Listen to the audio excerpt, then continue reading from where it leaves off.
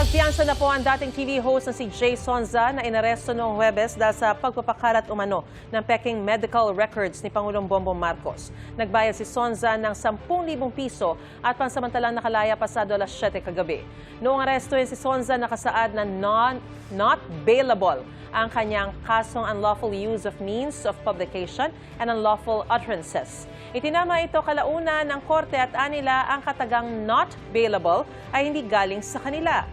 Ito raw ay system-generated ng e-warrant system ng Philippine National Police. Kahapon, itinakda ang arraignment ni Sonza pero ipinagpaliban ito dahil sa inihaing motion to quash ng kanyang kampo.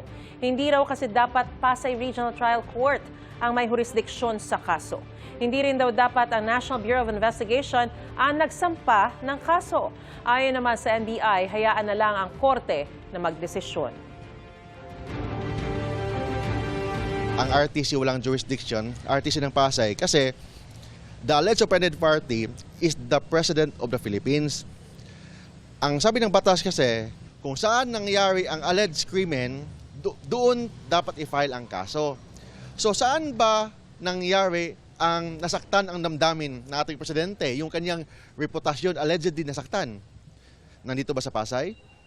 Hindi. Just to address bakit sa Pasay, it was the investigation of the National Bureau of Investigation.